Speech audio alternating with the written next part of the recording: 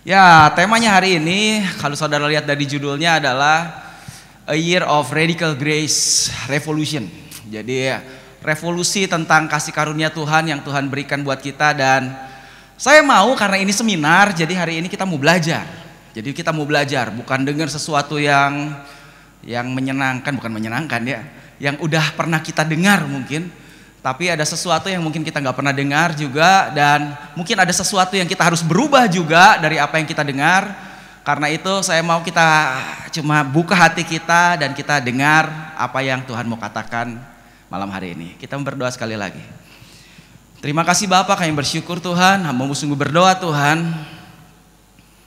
Biarlah hati kami boleh terbuka Tuhan, biarlah hati kami boleh sejalan dengan apa yang Kau mau Tuhan. Roh Kudus, Kau adalah guru kami, Kau ajar kami untuk kami bisa mengerti kebenaran daripada-Mu Tuhan. Dan kami percaya kebenaran itu akan memerdekakan kami Tuhan. Terima kasih Bapak, kami bersyukur Tuhan. Waktu ini kami dedikasikan hanya untuk-Mu Tuhan. Dan kami percaya Kau ada di tengah kami Tuhan. Kau yang akan beracara malam hari ini. Di dalam nama Yesus kami berdoa. Amin. Oke. Grace Energize. Hari-hari ini kalau saudara cek di internet atau saudara lihat tentang kegerakan kekristenan, hampir di mana-mana orang bicara tentang kasih karunia. Kenapa? Karena saya percaya bahwa di akhir zaman ini Injil akan dikembalikan kembali kepada Injil yang sesungguhnya, pure grace, pure gospel. Seperti apa sih Injil itu sesungguhnya? Seperti begitu. Dan grace energized karena becoming a God's person for 21st century. Bagaimana kita bisa menjadi orang di abad 21 ini. Dan kalau saudara mengerti tentang ini, saudara akan begitu semangat dan berapi-api dalam kita ikut Tuhan. Amin. Siap? Fasten your seatbelt. Dalam 2 hari ini saya akan bahas 5 poin. Jadi kalau saudara nggak sempat catat nggak apa-apa, ini akan direkam juga. Jadi saudara bisa beli rekamannya, minta kopinya. Hari ini saya akan bahas tentang unconditionally love. Ini bagian yang pertama, bahwa kasih tidak bersyarat. Apa itu? Saya mulai dengan kasih. Apa itu kasih? What is love? Apa sih kasih? Sesuatu yang sering kita dengar, tapi saya mau gelitik sedikit apakah sebetulnya saudara tahu atau enggak. Ternyata apa itu kasih yang sejati atau kasih yang asli atau the real love. Meskipun ini gambar ini dua-duanya sebetulnya sama persis gambarnya kalau saudara lihat di situ, tapi yang satu tulisannya it's love, satu tulisannya real love. Jadi sama-sama gambarnya persis, tapi yang satu hanya kasih, tapi yang satu kasih yang asli. Dan kalau ada kasih yang asli berarti ada kasih yang palsu atau tidak asli. Nah, untuk kita tahu mana yang mana yang asli, itu dijelaskan dulu mana yang tidak aslinya. Untuk tahu mana yang asli, dijelaskan mana yang tidak asli. Sama kalau kita punya uang, makanya ada iklan di televisi gitu, kasih tahu. Kalau kamu pengen itu, kamu harus tahu yang tidak asli. Caranya diraba katanya, terus diterawang, apalagi begitu kan, ada caranya. Nah, Alkitab bilang, this is the real love. Inilah kasih yang asli. Yang bukan asli apa? Yang bukan asli adalah it is not that we love God. Yang tidak asli adalah bukan kita yang mengasihi Tuhan. Dengan kata lain, kalau saudara mengasihi Tuhan, itu bukan kasih yang asli. Alias itu kasih yang palsu. Wah, saya lihat udah mulai banyak yang nyengir gini kan. Sekali lagi saya bilang ini seminar. Jadi open your heart. Siapin hati saudara. Ini akan banyak sesuatu yang ini Alkitab yang bilang. Kalau saudara belajar untuk mengasihi Tuhan, sebetulnya saudara sedang belajar untuk kasih yang tidak asli. Karena kasih yang tidak asli, kasih yang palsu itu adalah bagaimana kita mengasihi Tuhan. Karena itu saya bilang jangan kejar yang palsu, betul? Kalau ngapain kita kejar yang palsu? Saudara akan mendapatkan yang palsu. Kalau gitu apa yang asli? Yang asli adalah but that he love us. Tapi dia Tuhan yang sudah mengasihi kita dan menyerahkan anaknya buat kita sebagai korban untuk menghapus dosa-dosa kita.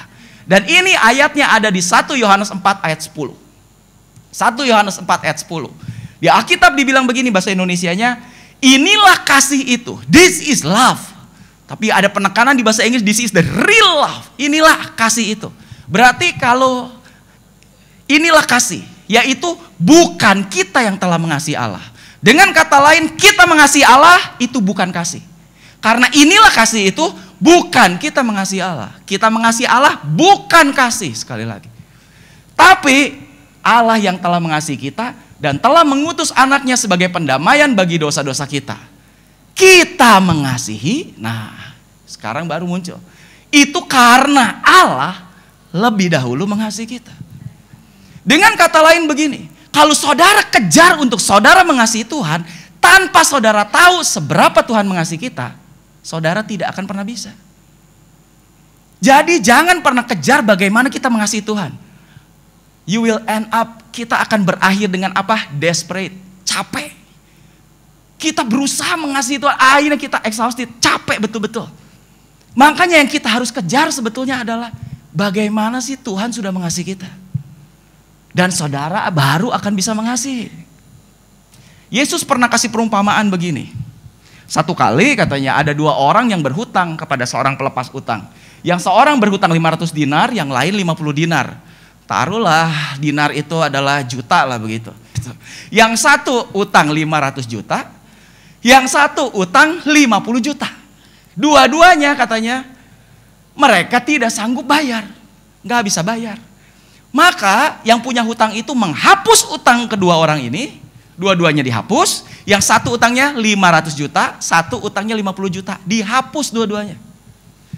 Yesus tanya, siapa di antara mereka yang akan terlebih mengasihi dia? Yang utangnya banyak jelas. Yang satu 500, yang satu 50. Dua-duanya diampuni. Mungkin yang 50 bilang, ya tahu gitu saya ngutang 100 gitu kan. Tapi pasti dengan sangat jelas Yesus tanya siapa katanya. Dan ini Yesus lagi bilang ketika dia datang, waktu itu datang ke rumah Simon. Dan kalau saudara baca satu perikop ini, dia cerita begini. Karena setelah dia datang, tidak lama kemudian ada wanita yang datang dan dia pecahin buli-buli dan dia hapus minyaki kaki Yesus dengan air mata, dengan minyak, dengan dia lap dengan rambutnya. Dan orang-orang mulai mencibir, ngapain tuh orang kurang kerjaan. Tapi Yesus bilang apa? Simon, aku datang, kau tidak membasuh kakiku. Tapi wanita ini datang, dari tadi dia gak berhenti-berhenti basuh kakiku dengan air matanya dan menyekanya. Dan dikasih minyak wangi, menyekanya dengan rambutnya. Lalu Yesus, nah sebelum ngomong gitu dia kasih perumpamaan ini. Kenapa? Karena Yesus bilang begini. Sebab itu aku berkata kepadamu, dosanya yang banyak itu telah diampuni. Sebab itu ia telah banyak berbuat kasih. Tetapi orang yang sedikit diampuni, sedikit juga ia berbuat kasih. Jadi dengan kata lain, ayat ini sedang bilang begini. Kalau saudara merasa bahwa saudara diampuni banyak, saudara otomatis akan banyak berbuat kasih. Sekali lagi, makanya kita tidak kasih saudara itu adalah palsu. Tapi semakin saudara mendapat itu kasih yang asli, semakin saudara bisa memberikan kasih, menyalurkan kasih yang asli itu. Jadi kalau saudara berusaha untuk kasih terus, dari mana saudara bisa bagikan? Makanya orang yang sedikit, saya kasih ini, semakin besar kita mengerti dan merasakan kasih Tuhan Yesus dalam menebus dosa kita, semakin kita bisa mengasihi Tuhan. Jadi jangan kejar dulu untuk saudara mengasihi Tuhan. Tapi yang saudara kejar setiap hari adalah berapa Tuhan sudah mengasihi kita. Berapa Tuhan sudah mengasihi kita. Karena itu akan sangat menentukan. Kalau seorang merasa begini, Tuhan cuma biasa kok, saya cuma dosanya begini, dia cuma ngampuni sedikit, makanya gak heran orang itu tidak akan mengasihi Tuhan dengan luar biasa. Tapi ketika seseorang itu merasakan Tuhan betul-betul menebus dosanya begini dan begitu, dia akan mengasihi Tuhan luar biasa. Nah kalau dibalik, warna kuningnya ke atas, jadi bagaimana kita bisa lebih mengasihi Tuhan? Kita harus lebih menyadari betapa besar kasih dan pengorbanan Yesus dalam menebus dosa kita. Dan bagian pertama saya akan kasih seberapa besar sih yang Tuhan sudah lakukan, yang Tuhan sudah kerjakan buat kita. Love, kasih. God demonstrated His love. Saya mau tekankan satu kata demonstrated, mendemonstrasikan. Bahwa Tuhan itu sebetulnya sudah mendemonstrasikan kasih-Nya. Nah, demonstrasi ada, itu penting, perlu untuk membuktikan. Saya mau cerita dulu, satu kali saya pergi ke mall, Dan waktu saya datang ke mall itu, tiba-tiba dicegat, baru masuk tuh di pintu masuk, dicegat sama satu orang. Dan dia bilang gini, Pak, saya lihat Bapak agak gemuk sedikit. Saya bilang kurang ajar ya, gemuk ya. Wah Pak, kayaknya Bapak suka makan gorengan ya. Dalam hati kok tahu juga ya gitu. Wah Pak, itu gorengan itu bahaya Pak. Kenapa? Itu mengandung minyak. Minyak itu penyebab kolesterol. Kolesterol itu bisa penyebab penyakit jantung. Dan penyakit jantung itu pembunuh nomor 1 di dunia. Jadi Pak, hati-hati Pak. Jangan banyak makan gorengan karena mengandung minyak. Harus kurangin minyak. Dalam hati ini baru masuk mall kok ribut begini ya. Tapi terus dia mulai bilang begini, Pak, tapi saya ada solusi buat Bapak. Kalau Bapak suka makan gorengan dan tetap pengen makan gorengan, ada satu cara untuk menggoreng tanpa minyak. Nah loh, saya bilang tanya, hah? Yang betul? Pak, Bapak gak percaya? Ikut saya demonstrasikan. Ini ada satu alat bisa menggoreng gak pakai minyak. Pakai apa saya bilang? Pakai angin katanya. Wah, saya bilang mana bisa? Kan mulai jadi penasaran nih. Kalau nggak percaya Pak, ayo ikut. Ikutlah saya sama dia. Dan ada satu alat sebesar apa ya? Sebesar speaker itulah ya, lebih kecil sedikit lah gitu. Dan dia kasih di situ, ambil dari kulkas beku chicken nugget. Dia ambil sosis, dia ambil kentang goreng, beku semua. Dia simpen, dia masukin. Dia bilang, dia setel timernya 10 menit. Dan kemudian udah, tunggu ya Pak sebentar ya, sambil diajak ngomong. Sambil saya tanya ke dia, ini pakai apa ngegorengnya? Pakai angin Pak. Mana bisa angin dipakai ngegoreng? Itu Pak, dengar suaranya. Jadi kayak ada suara gitu. Ini Pak, tunggu sebentar Pak. 10 menit kemudian dia keluarin, dia suguhin. Hati-hati Pak, panas. Begitu dimakan itu chicken nugget seperti pakai minyak. Itu kentang goreng garing tuh. Akhirnya apa? Beli. Udahnya nyesel. Kenapa nyesel? Wattnya gede, jarang kepake. Kalau mau goreng sosis satu, masa masukin situ 10 menit? Sama aja sama goreng sosis 15 sama 10 kan? Jadi kadang-kadang mau dipakai, aduh ini tunggu 10 menit cuman mau goreng sosis satu. Nah, tapi itulah kata demonstrasi. Ketika didemonstrasikan, akhirnya saya percaya. Saya percaya betul. Karena apa? Sudah terbukti. Dan dibilang tentang kasih bahwa Tuhan itu mendemonstrasikan. Saudara tahu bahwa dunia ini sebetulnya adalah demonstrasi dari kasih Tuhan. Seperti apa sih? Nah, saya tanya dulu. Ada sebuah pertanyaan di sini. Why did God put the tree of knowledge of good and evil? Kita tahu ceritanya di kitab Kejadian bahwa Adam dan Hawa ditempatkan di situ. Dan kemudian Tuhan bilang begini, semua buah pohon ini boleh dimakan. Aku sudah kasih buat kamu makan. Tapi ada satu pohon. Padahal Tuhan bilang ada 2 pohon yang aku tempatkan di tengah-tengah. Pohon kehidupan dan pohon pengetahuan baik dan jahat. Pohon kehidupan boleh dimakan. Tapi pohon pengetahuan baik dan jahat tidak boleh dimakan. Dan Tuhan tanam di situ. Nah, pertanyaannya adalah begini.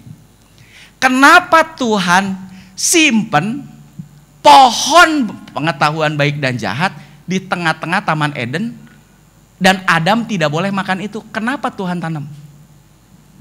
Pernah kepikir nggak? Pertanyaan selanjutnya karena begini. Kira-kira Tuhan tahu nggak bahwa Adam dan Hawa pasti akan makan? Nah kalau tahu kenapa disimpan di situ? Nah itulah kan. Itulah kenapa gitu. Kira-kira tahu nggak pasti dimakan? Tuhan itu maha tahu. Jadi dia tahu. Dan itu akhirnya betul lah kejadian kan. Ada ular, iblis dalam bentuk ular. Kemudian dia akhirnya mulai menggoda Adam dan Hawa. Dan akhirnya Adam dan Hawa makanlah betul buah pohon itu. Nah, pertanyaan lebih lanjut mulai menggelitik saya. Saya pikir iya ya, kenapa ya? Dan kemudian dari situ saya mulai pikir lagi begini. Siapa yang tempatin itu pohon? Tuhan. Siapa yang bikin aturan? Tuhan. Siapa yang mengganggu? Iblis. Siapa itu iblis? Malaikat. Lucifer. Siapa yang bikin malaikat? Tuhan. Kenapa malaikat yang namanya Lucifer bisa jadi iblis? Pernah kepikir juga? Lucifer itu ada di surga. Kenapa dia bisa jatuh dalam dosa? Kalau Tuhan udah tahu nggak? Tuhan pasti maha tahu.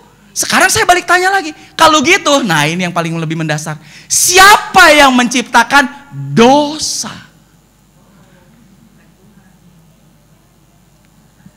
Kalau bukan Tuhan, saya tanya siapa? Malaikat di surga bisa jatuh dalam dosa. Dari mana itu dosa datang? Di surga tidak ada dosa. Dari mana bisa jatuh dalam dosa? Siapa yang menciptakan dosa? Siapa yang menciptakan kejahatan? Alkitab mencatat.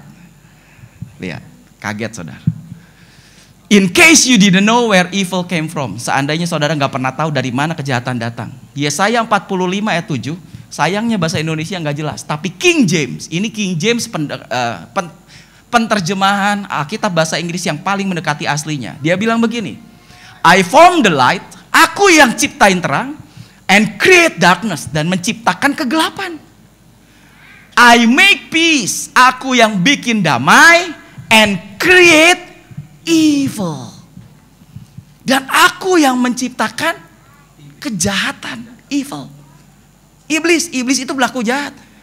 Iblis, dosa, kejahatan. Kenapa? I the Lord do all these things. Akulah Tuhan yang melakukan semuanya ini. Kenapa? Kita tahu Tuhan itu Maha Pencipta. Berarti Alkitab bilang tidak ada sesuatu pun yang diciptakan tanpa Dia. Alkitab bilang itu, tanpa Dia tidak ada sesuatu pun yang diciptakan. Manusia bisa menciptakan? Tidak bisa. Manusia cuma bisa membuat dari apa yang Tuhan sudah ciptakan. Sedangkan iblis, apalagi dia nggak bisa bikin apa-apa. Jadi semua yang diciptakan adalah Tuhan. Nah sekarang saya balik begini. Coba saudara pikir, buat apa Tuhan ciptain kejahatan? Buat apa Tuhan tempatin itu pohon di situ? Buat apa akhirnya dia bikin aturan? Kalau kamu makan buah pohon ini, kamu berbuat dosa. Dan Tuhan tahu semuanya itu. Dan ketika ada makan, bahkan Tuhan bilang begini, upah dosa adalah maut. Kalau kamu makan buah ini, kamu jadi berdosa dan kamu akan maut. Dan maut itu di neraka. Siapa yang buat neraka? Tadi saya udah bilang, Tuhan. Segala sesuatu Dia Maha Pencipta, Dia yang ciptain. Berarti even neraka Dia yang ciptain sendiri. Tapi buat apa Dia ciptain neraka? Itulah cuma satu kata, demonstrated His love. Mendemonstrasikan kasihnya. Supaya apa? Supaya Dia tahu manusia akan berdosa. Dia tahu manusia akan makan itu. Dia tahu kalau manusia berdosa dia harus masuk neraka. Tapi Tuhan bilang begini, aku tebus manusia. Aku tebus. Kamu gak usah masuk neraka. Aku masuk ke neraka. Aku gantikan kamu neraka yang aku ciptakan sendiri. Aku masuk ke neraka demi kamu. Makanya God demonstrated His love. Kalau saudara ngerti ini, wow. Jadi semua dunia ini tanda kutip seperti sandiwara Tuhan. Cuma Tuhan pengen kasih lihat ke Adam, ke manusia bahwa aku sangat mengasihi kamu. Karena bayangkan, sekarang bayangkan. Kalau tidak ada pohon pengetahuan baik dan jahat di tengah taman. Berarti manusia tidak akan pernah berdosa. Kalau manusia tidak akan pernah berdosa, seumur hidup manusia hanya akan tinggal di Taman Eden. Dan dia hanya akan bilang gini, Tuhan baik? Baik. Tapi dia nggak ngerti seberapa baik Tuhan. Did God loves you? Apa Tuhan mengasihi kamu? Iya, Dia mengasihi. Seberapa besar kasihnya? Ya Dia kasih. Tapi manusia tidak akan pernah mengerti seberapa Tuhan mengasihinya. Adam tidak akan pernah mengerti kalau dia tidak jatuh dalam dosa. Dia nggak pernah tahu seberapa Tuhan mengasihinya. Tapi Tuhan bikin semuanya itu. Cuma dengan satu tujuan. Demonstrasi kasihnya. Supaya manusia betul-betul sadar bahwa Tuhan mengasihinya. Dan waktu manusia berdosa, apa yang Tuhan lakukan? Manusia begitu takut dan sembunyi. Tapi apa yang Tuhan lakukan? Dia nggak marah, dia nggak bilang begini. Hei, kan udah dibilang jangan dimakan, kenapa dimakan? Tanggung jawab sendiri. Saudara nggak baca sedikit pun Tuhan marah. Bahkan Tuhan cari. Adam, di manakah engkau? Dan lucu jawabannya Adam kalau saudara baca di situ. Apa jawabnya Adam? Tuhan, aku takut. Tuhan bilang, kenapa kamu takut? Dan jawabnya apa? Karena kami telanjang. Dan Tuhan bilang begini, siapa yang kasih tahu kamu? Siapa yang kasih tahu? Yang kasih tahu siapa? Karena Adam makan buah pengetahuan baik dan jahat.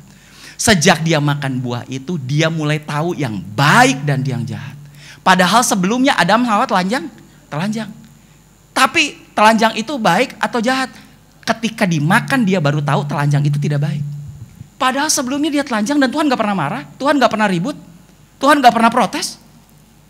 Tapi ketika manusia tahu itu, itulah jadi problem. Tapi Tuhan cari, oh kamu takut karena kamu telanjang, oke. Dibunuhlah binatang, dipakein, dibikin sama Tuhan tuh. Kenapa Tuhan lakuin ini semua? Makanya saya mau saudara sadar, bayangin, Tuhan ciptain manusia. Bahkan Tuhan ciptain neraka. Bahkan dia sendiri yang masuk neraka. Harusnya manusia yang masuk neraka. Yang lakuin dosa manusia. Tuhan udah bilang, kamu makan, kamu dosa. Dosa kamu masuk neraka. Tapi manusia gak jadi masuk neraka. Tuhan yang masuk neraka. Kalau kamu percaya kepadaku, kamu gak usah masuk neraka. Karena aku sudah gantikan kamu di neraka. Kenapa Tuhan lakuin ini semua? Because God is love. Karena Tuhan adalah kasih. God loves you whether you like it or not. Saudara suka atau gak suka, Tuhan sangat mengasihi kita. Amin. Tuhan sangat mengasihi kita. Dan Tuhanlah kasih. Makanya yang tadi, God is love. Dialah kasih. Sekali lagi, saudara tidak akan bisa mengasihi Tuhan. Makanya orang sekarang saudara mau apa? Saudara mau kejar untuk mengasihi Tuhan. Untuk mengasihi Tuhan. Siapa itu Tuhan? Kasih. Berarti saudara sedang mengejar untuk mengasihi kasih. Apakah dia butuh kasih saudara? Tuhan cuma mau apa? Kita rasakan kasihnya dia. Kita rasakan kasihnya dia. Ketika kita merasakan kasihnya dia, barulah kita bisa mengasihi dia. Kalau kita nggak punya Tuhan, Tuhan itulah kasih. Kita nggak punya Tuhan, dengan apa saudara mau mengasihi? Karena Tuhan itulah kasih. Saudara nggak punya Tuhan, saudara nggak punya kasih. Apa yang saudara mau kasih? Dan itulah sebabnya the unconditional love of Christ. Dan kasih Tuhan betul-betul tidak bersyarat. Kasih Tuhan tidak bersyarat. God loves you. Tuhan mengasihi kita, mengasihi kamu. Because of who God is. Dia mengasihi kita karena siapa dia. Kenapa? Siapa dia? Kasih. Dia mengasihi kita karena dialah kasih. Dan karena itu, dia mengasihi kita. Not because of anything you did or didn't do. Dia mengasihi kita bukan karena apa yang saudara lakukan atau apa yang saudara tidak lakukan. Sekali lagi, Tuhan mengasihi kita karena dialah kasih. Dia mengasihi semua orang karena dialah kasih. Bukan karena apa yang kita lakukan atau kita tidak lakukan. Jadi apa yang saudara lakukan atau saudara tidak lakukan tidak akan berefek terhadap kasih Tuhan terhadap kita. Dengar itu baik-baik. Karena kalau saudara goyah, saudara akan mulai meragukan Tuhan. Dan saudara pikir Tuhan itu bukan Tuhan. Tuhan itu seperti teman saudara. Kenapa? Kalau kita jahat ya dia jahat. Kalau kita baik ya dia baik. Tidak. Kasih Tuhan tidak tergantung apa yang saudara lakukan atau saudara tidak lakukan. Tidak ada efek. Itulah unconditional love of Christ. Tidak berkondisi. Dan saudara harus mengerti bahwa He loves me when I was useless to Him. Dia sudah mengasihi kita, past tense, loved. Dia sudah mengasihi kita bahkan ketika kita belum lakuin apa-apa buat dia. When we are useless. Bahkan Alkitab bilang ketika kita masih pendosa. Orang berdosa, pendosa, sinners. Christ died for us. Kristus itu sudah mau mati buat kita. Ketika kita masih pendosa, inilah ayatnya Roma 5 ayat 6. Karena waktu kita masih lemah, Kristus telah mati untuk kita orang-orang durhaka. Berarti Kristus mati buat orang durhaka. Kristus tidak mati buat orang yang baik. Dia mati buat orang durhaka. Waktu orang masih durhaka dia sudah mati. Akan tetapi Allah menunjukkan kasih-Nya kepada kita oleh karena Kristus telah mati untuk kita ketika kita masih berdosa. Even ketika saudara berdosa pun Kristus mau mati buat saudara. Dan dia sudah buktikan itu. Dia sudah mati buat kita. Makanya kekasih-kekasih Tuhan, saudara harus tahu, for I have sinned, He loves me still. Meskipun saudara berbuat dosa, Dia akan tetap mengasihi saudara. Amin. Sekali lagi, meskipun saudara melakukan dosa, Dia tetap mengasihi kita. Jangan kita berdosa kemudian kita lari karena kita pikir Dia akan benci kita. Sekalipun kita berbuat dosa, Dia tetap mengasihi kita. Dan Yesus bilang apa? This is your sin. Inilah dosamu. That I willingly took upon myself. Yang dengan rela hati aku ambil. This is how much I love you. Dia mati di salib bukan karena dosa yang dia lakukan. Dia mati di salib karena dosa yang kita lakukan. Dia ambil dosa kita dan dia rela gantiin kita di salib. Dan kita gak perlu lagi disalib. Salib bukan sebuah contoh. Tapi salib adalah penebusan daripada apa yang dia sudah lakukan buat kita. Jesus took my place on the cross. Yesus ambil tempat kita di salib. To give me a place in heaven. Dia gantikan tempat kita di salib dan berikan kita tempat di surga. Itulah cerita kisah cinta dunia ini, begitulah. Cuma kita percaya gak pada kisah cinta ini? Apa yang dia sudah lakukan ini. Dia sudah korban semuanya. Dan darahnya betul-betul tercurah. Untuk menghapus semua dosa kita. Dia lakukan ini hanya demi kita. Dan Roma 8 ayat 1 bilang gini. And for those who believe. Karena itu kita orang yang percaya. There will be no condemnation. Tidak akan ada lagi tuduhan atau rasa bersalah dan segala macam. Kenapa? Kita tahu kasih Tuhan tidak bersyarat. Dan Roma 8 ayat 37. Karena itu nothing, tidak ada, that will be able to separate us from the love of Christ. Tidak ada yang bisa misahin kita dari kasih Kristus. Amin. Gak ada yang bisa pisahin. Gak ada tuh, betul-betul gak ada. Dan saudara harus sadar itu. Dosa saudara tidak akan misahin saudara dengan kasih Tuhan. Tidak ada yang bisa misahin. Itu ayatnya bilang begitu. Tuhan akan tetap mengasihi saudara. Apapun yang saudara lakukan, apapun yang saudara tidak lakukan, Dia tetap mengasihi kita. Karena itu, there's nothing we can do to get God to love us more. Gak ada yang kita bisa lakukan untuk supaya Tuhan lebih mengasihi kita. Dan gak ada juga yang apa yang kita lakukan yang bikin Tuhan kurang mengasihi kita. Karena Tuhan sudah mengasihi kita seluruh hidupnya, Dia sudah berikan. Sekali lagi tidak tergantung pada apa yang kita lakukan. Karena itu ada satu quotes bagus bilang begini. Dosa kita tidak pernah melukai hatinya. Kenapa? Karena Tuhan tidak bisa terluka. Jangan saudara pikir kalau kita itu, waduh nanti dia sedih dong. Nanti dia terluka. Nanti dulu dia bukan orang. Hei, dia Tuhan. Dia Tuhan. Pelanggaran kita tidak pernah mengurangi cintanya. Kenapa? Kalau hati terluka berarti akan bertindak lain. Betul? Saudara yang hatinya terluka, saudara akan mulai bertindak beda. Tuhan tidak pernah terluka. Pelanggaran kita tidak pernah mengurangi cintanya. Dan bahkan kebaikan kita juga, itu tidak akan juga menambahi kasih-Nya kepada kita. Apa yang kita lakukan tidak akan nambahin apapun, tidak akan mengubah apapun dari kasih Tuhan. Karena kasih Tuhan betul-betul tidak bersyarat. Dan you are loved more than you will ever know. Saudara sebetulnya sedang dikasihi lebih daripada saudara sadari oleh seorang yang bahkan sudah mau mati buat saudara. Dia sudah mau mati buat saudara. Dan kabar baiknya adalah Yesus bilang, I've only come for sinners. Aku hanya datang untuk orang berdosa. Karena dokter katanya datang, tabib itu cari orang yang sakit. Dan Yesus bilang, aku datang bukan cari orang sehat, aku cari orang sakit. Aku datang cari orang berdosa. Itulah kabar baik. Berarti termasuk kita. Amin. Saya juga merasa saya juga orang berdosa. Kenapa? Nantilah ke belakang. Banyak yang kita lakukan. Dan kabar baiknya adalah Yesus cari kita. Dan kasih Yesus, no greater love. Dan dunia bilang biasanya, I love you if, aku mengasihi kamu kalau, jika. Tapi Yesus bilang, I love you even if. Meskipun. Yesus bilang, aku mengasihi kamu meskipun. Meskipun apa? Saudara jawab sendiri. Meskipun apapun yang saudara lakukan, aku tetap mengasihi kamu. Amin.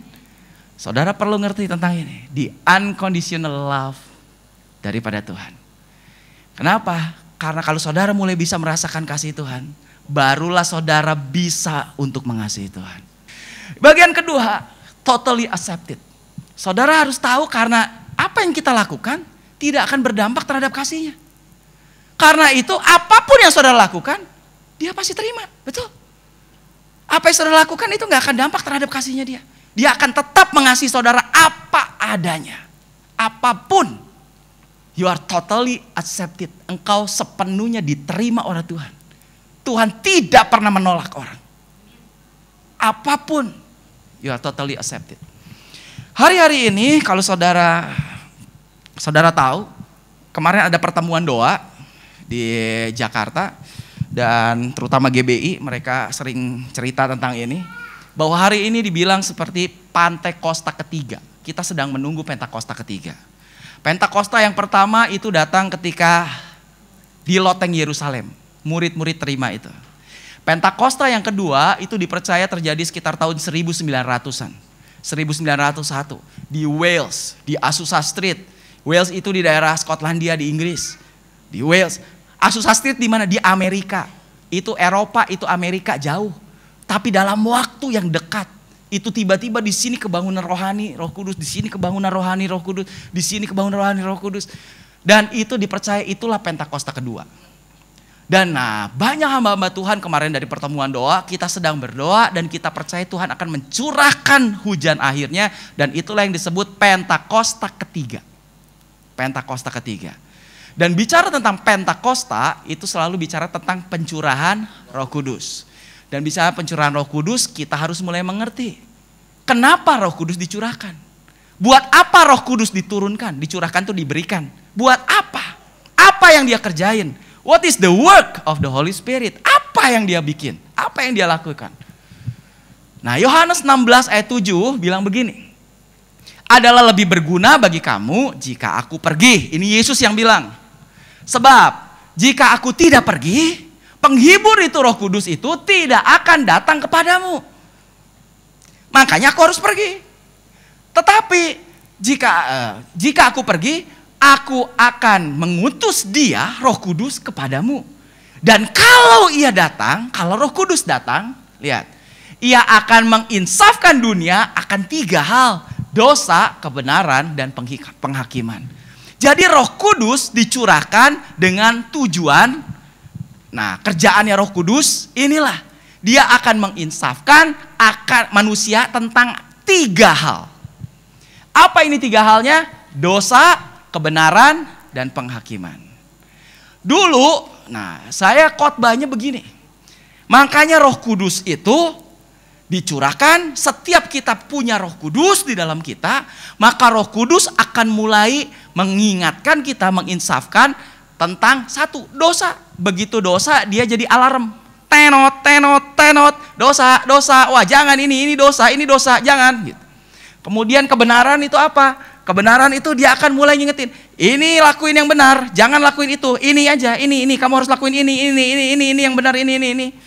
Dan kemudian penghakiman, saya khotbahnya gimana? Saya bilang gini, kalau kamu tetap berdosa terus, bahwa kita harus mempertanggungjawabkan adanya penghakiman. Apa yang kamu lakukan, nanti kamu harus bertanggungjawabkan di penghakiman. Itu khotbah saya. Tapi waktu 1 kali saya mau khotbah lagi dan saya baca lagi, jadi nggak bisa khotbah. Kenapa? Karena penjelasan Alkitab tidak sesuai dengan khotbah saya. Kenapa? Penjelasan Alkitab bilang begini. Dan kalau ia datang, ia akan menginsafkan dunia akan dosa, kebenaran, dan penghakiman. Apa itu dosa? Nah ini. Dosa itu karena mereka tetap tidak percaya kepadaku. Apa itu kebenaran? Karena aku pergi kepada Bapa dan kamu tidak melihat aku lagi.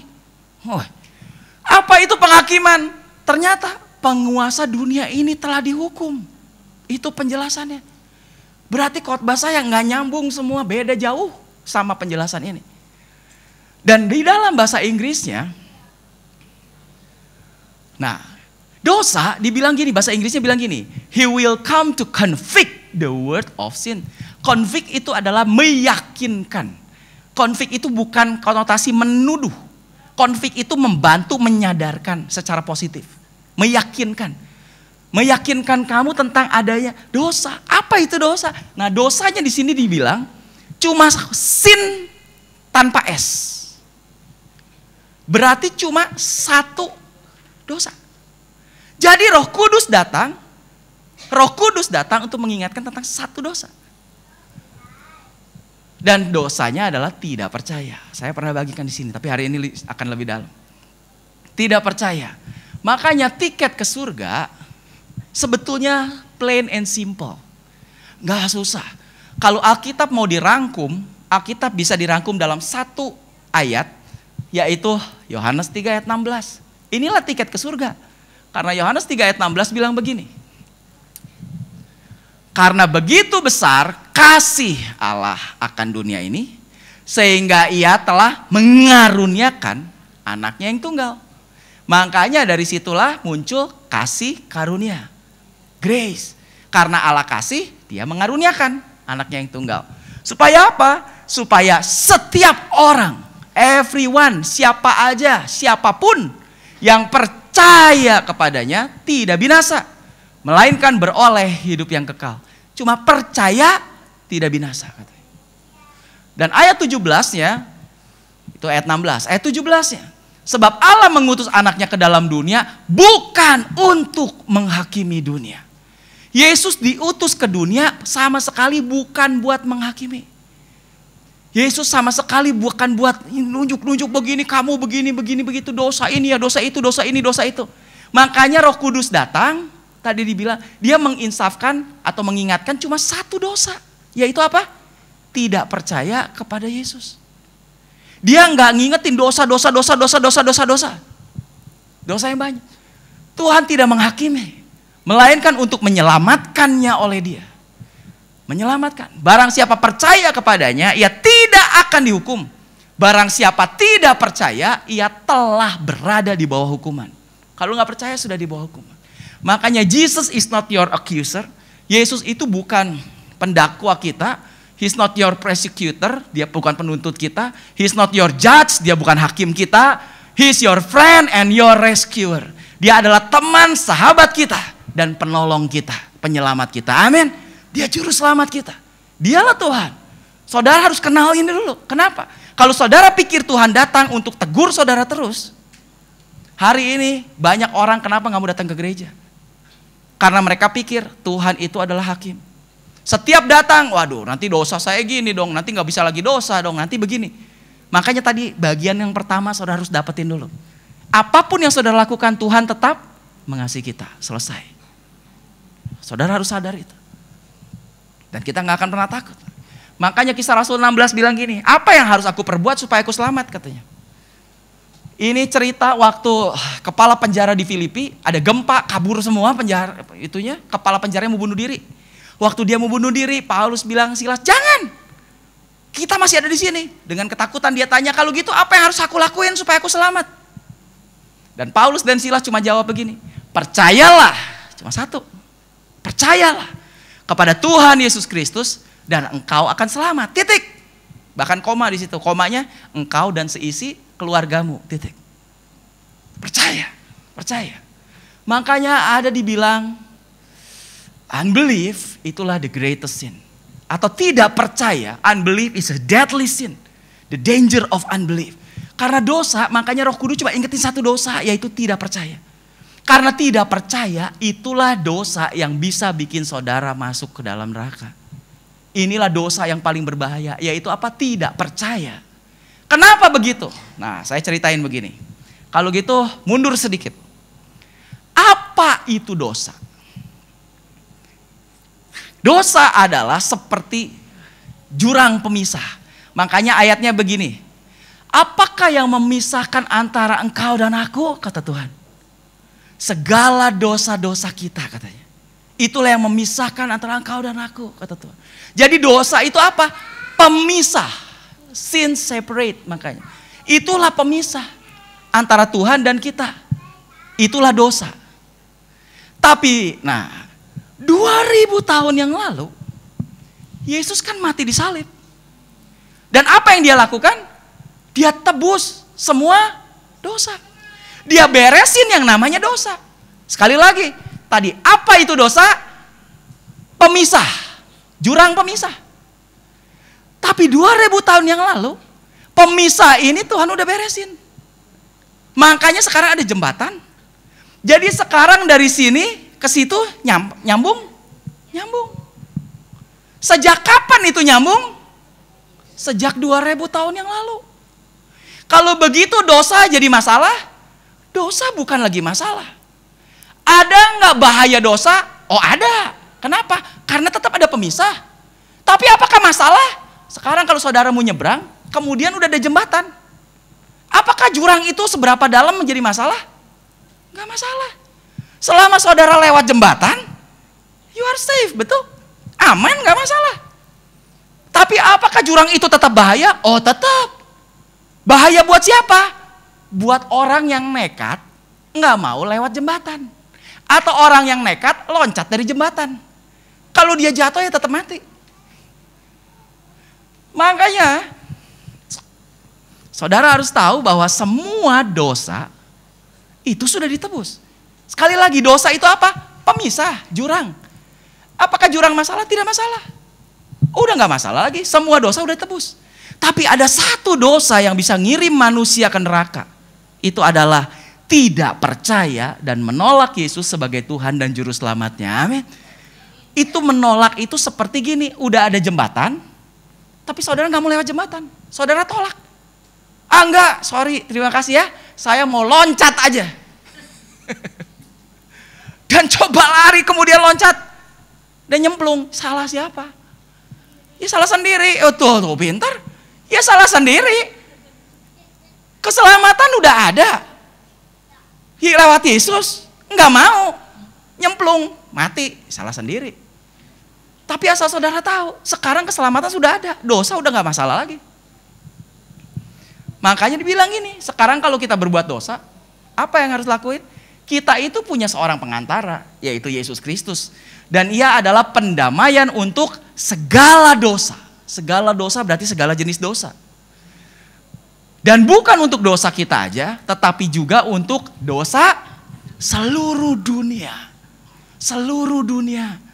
Yesus mati menanggung dosa seluruh dunia.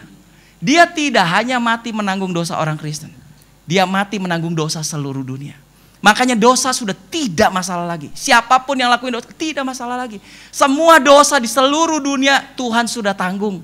Bahkan ayatnya bilang begini di Titus 2 ayat 11. Karena kasih karunia Allah yang menyelamatkan siapa? Semua manusia sudah nyata. Sudah jelas, sudah ada buktinya, sudah nyata. Keselamatan atas semua manusia itu sudah terjadi. Sekali lagi, keselamatan atas semua manusia. Karena Yesus mati nanggung dosa seluruh dunia. Waktu itu